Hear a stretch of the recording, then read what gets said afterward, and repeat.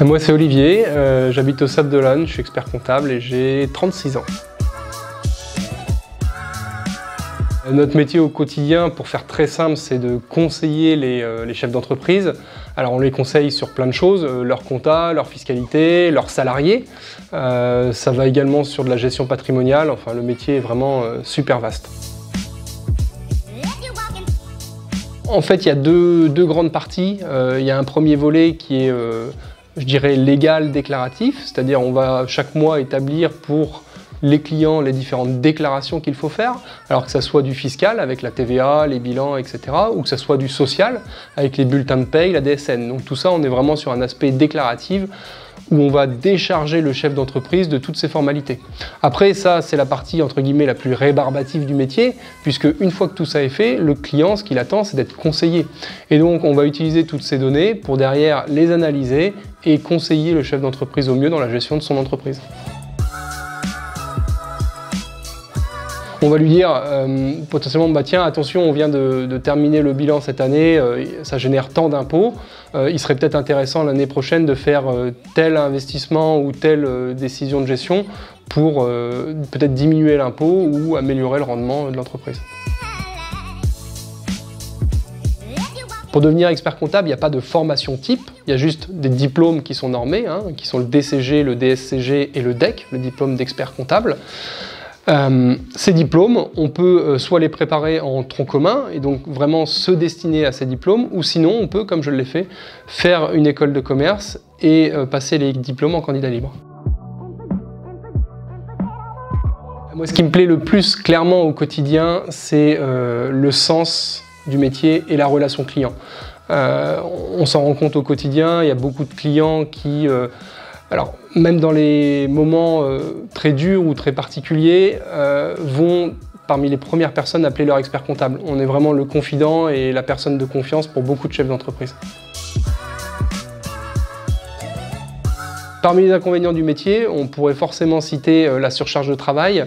Après, c'est à chacun de poser ses limites et l'important, c'est de savoir dire non. Bon allez ma chérie, je te laisse, j'ai grave de taf. Ok, ciao, ciao. On se voit vite, ciao, ciao, bisous, bisous, bisous, ciao, ciao, ciao, ciao. On a la chance d'avoir un métier où il y a énormément de demandes, que ce soit de la part des clients potentiels pour le cabinet ou des prospects créateurs d'entreprises. Il y a beaucoup de demandes et donc c'est à chacun de s'organiser pour mettre les limites et pas crouler sous le boulot. Il y a deux types de qualités à mon sens. Des qualités pour faire un bon professionnel, et ça le cursus comptable, expert comptable nous permet normalement d'acquérir l'intégralité des compétences métiers indispensables. Après, je dirais, c'est des qualités humaines, d'intégrité, d'honnêteté, de transparence, qui vont faire de nous un bon professionnel. Le salaire, il peut être très variable avec le diplôme d'expert comptable.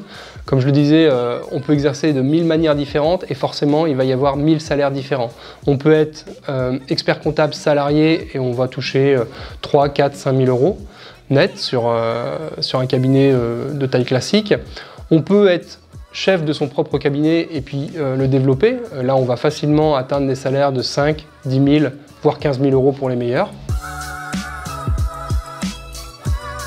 Au début, on va généralement être comptable, s'occuper des déclarations des clients, la TVA, la saisie, etc. Dans les années qui suivent, on va permettre à la personne d'aller jusqu'à l'établissement du bilan annuel et donc faire les entretiens avec le dirigeant de l'entreprise, commencer à le conseiller. Et à la fin, on va pouvoir encadrer des équipes et puis chapeauter plusieurs personnes. Quand on s'engage en fait dans le cursus comptable, avec les diplômes qu'on a pu citer au préalable, c'est tout simplement impossible d'être au chômage. Encore une fois, il va y avoir deux types de qualités. Il y a les qualités qui vont te permettre d'avoir le diplôme et les qualités qui vont te permettre de devenir un bon professionnel. Et c'est pas forcément les mêmes. Pour obtenir le diplôme, forcément, il va falloir bachoter, devenir un bon technicien et puis acquérir les fondamentaux techniques. Par contre, pour être un bon professionnel au sein du cabinet, il va falloir tout simplement aimer les gens.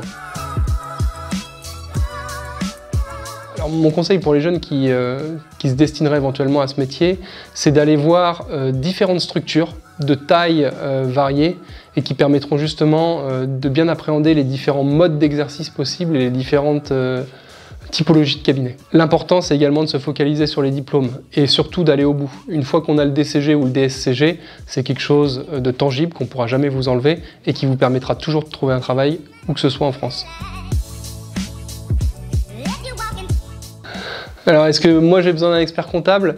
Non, je fais ma compta tout seul.